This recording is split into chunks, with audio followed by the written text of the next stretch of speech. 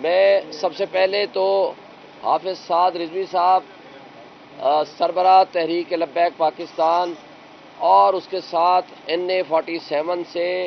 مقابلہ کرنے والے میرے ساتھ بھائی حافظ خاور اخلاص ستی صاحب جو اس وقت میرے ساتھ کھڑے ہیں، میں ان کا مشکور ہوں۔ انہوں نے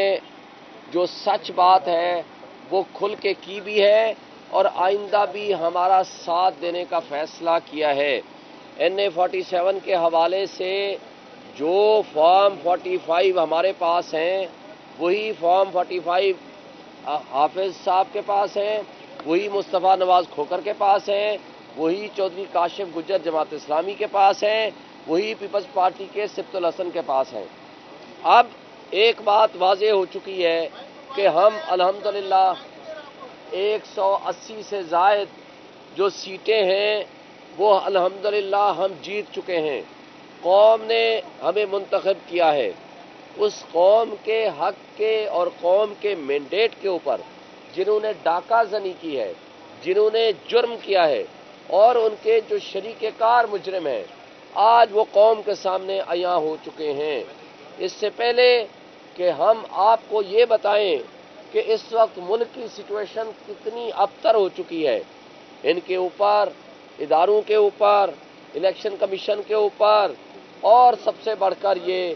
جو PDM 2 کی صورت بنانے جا رہے ہیں، لوگ مسٹرسٹ کر چکے ہیں۔ پوری دنیا ان کو عدم اعتماد کر چکی ہے، پوری دنیا ان کو بتا چکی ہے کہ کن حالات میں اور کس طرح ان لوگوں نے چوری اور رابری اور ڈکیتی کے ذریعے لوگوں کا، عوام کا مینڈیٹ چرایا ہے۔ انشاءاللہ تعالی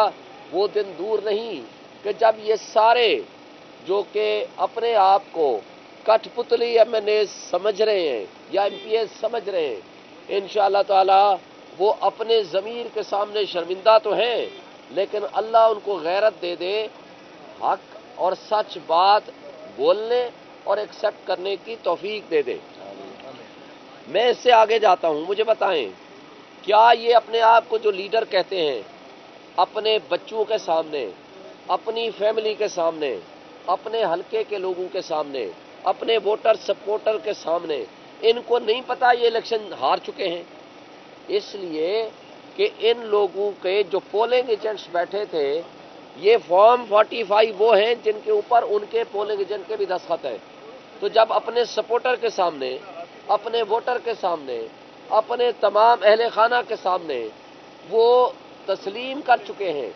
کہ وہ ہار چکے ہیں، بلکہ میرے حلقے میں تو ڈاکٹر طارق فضل نے دوستوں کو اور صحافیوں کو میسیجز کیے اور ان کو کہا کہ جناب میں ہار چکا ہوں، کیونکہ نہ ہماری پرفارمنس تھی، نہ ہمارے پاس بیانیہ تھا، ہم نے ہارنا ہی تھا۔ وہ ہار ایکسیپٹ کر کے چلے جاتے ہیں، اگلے دن ان کو جتوا دیا جاتا ہے۔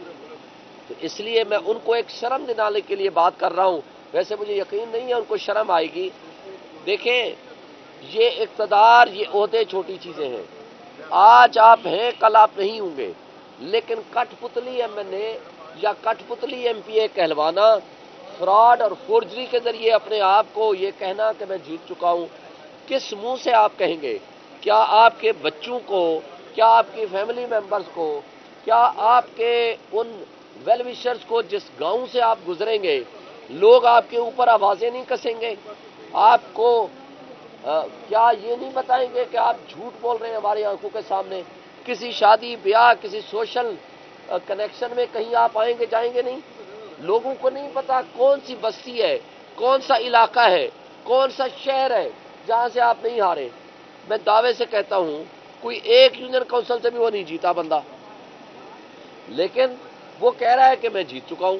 اور اسی طرح کی سچویشن باقی حلقوں میں ہے۔ تو میں آج آپ کے توسط سے آج صرف ان کو غیرت دلانے کی حد تک متوجہ کر رہا ہوں اور توجہ دلاؤ نوٹس دے رہا ہوں کہ خدا کے لیے اس ملک کے لوگوں کو جھوٹ مت سکھاؤ، اس ملک کے لوگوں کو ڈکیتی مت سکھاؤ، اس ملک کے لوگوں کو رابری مت سکھاؤ، اور جو ریٹرننگ افسر اس میں ملوث ہیں اس کے خلاف انشاءاللہ میں آج ہی ایک تو توہین الیکشن کمیشن لا رہا ہوں، نمبر 2 ان کے خلاف میں فوجداری مقدمہ بنواؤں گا جس میں 7 سال سے زائد کی سزا ہے، جس میں طارق فضل